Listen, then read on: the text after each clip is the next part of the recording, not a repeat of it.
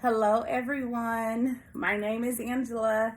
Thank you so much for joining me on this Friday night or whenever you decide to watch.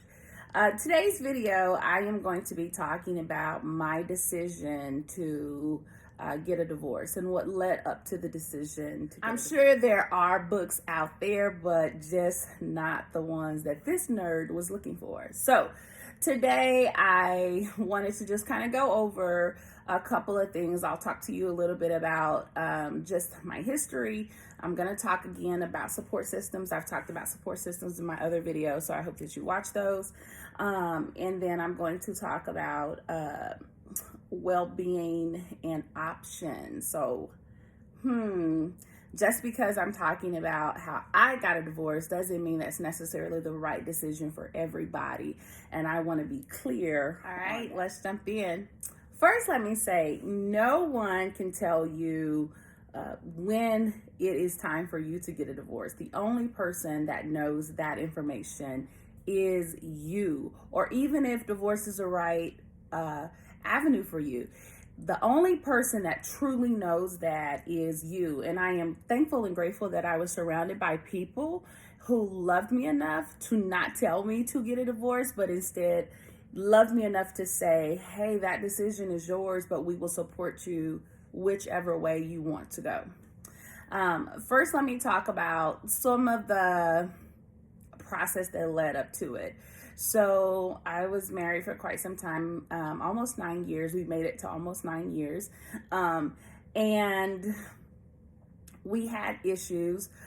But I think when I started even considering divorce, because again, I told you in my other video, I am a love. I love marriage. I loved being a wife. And so even to consider divorce, I actually seriously considered getting a divorce about 2 years before I got the divorce. And the only reason was because I felt like I noticed signs of how the marriage was becoming detrimental to me. So from that, I started to pray about it, and I actually did talk to my ex about it, and we decided to work on it like every couple should.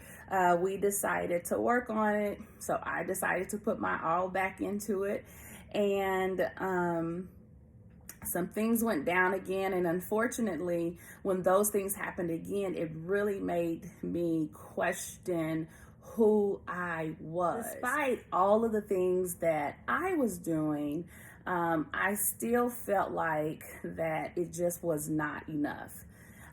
At some point in our marriage, towards the end of our marriage, I actually reached a point where I was not happy, and I was depressed, and I was not myself. And when I realized I was not myself, that was very heartbreaking, because you need to be yourself to be a wife. You need to be yourself to be a parent, and you need to be yourself to walk in the shoes that you need to walk in every day. And I remember during that time, I actually started praying for me and what I needed to do. And I would say that was difficult, because it allowed me to realize what I was experiencing and what I was going through, and not look at him so much and not put so much energy on him, but it actually made me start taking care of myself. And when that happened, I was saddened by what I saw. Someone who really, at the end of the day, did not want to walk on this earth, and that was unacceptable. I remember laying in the bed one night after some things had happened, and I had been praying for a sign, and I sure enough got the sign. And I was laying in the bed one night, and I remember going, I've been doing this for 10 years. Me and my spouse had moved in together 10 years prior, and I was like, not looking at a calendar, but in my head thinking about the calendar, and I was like, I've been doing this for 10 years. I am not about to do this anymore. This 10 years is too much. I've given 10 years. I'm done. And that's how the decision was made. Some people may go to other people and have conversations with them. I didn't. I always talk to my family and friends about what I am experiencing, but as far as helping me make the decision, absolutely not.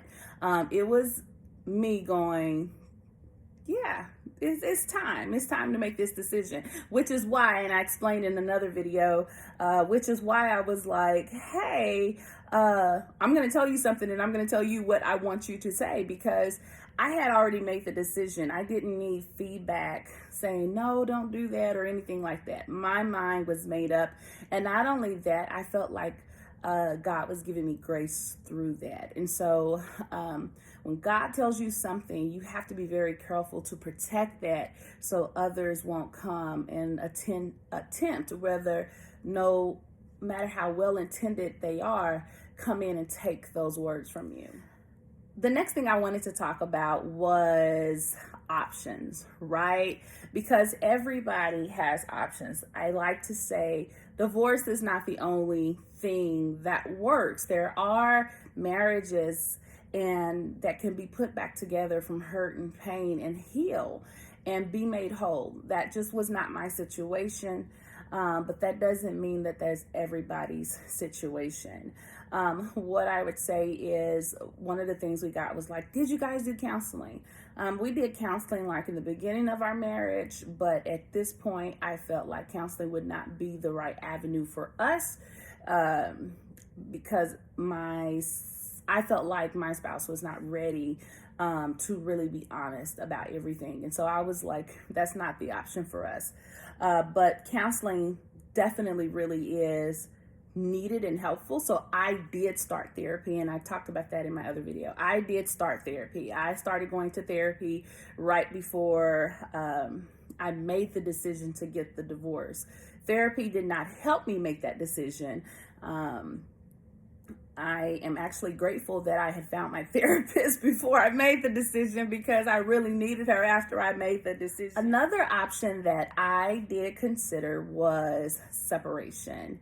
And I do suggest this for people that really are not ready to make the decision to have a divorce. Separation, just never know. For me, we have 2 small children, and I really did not want to disrupt their lives.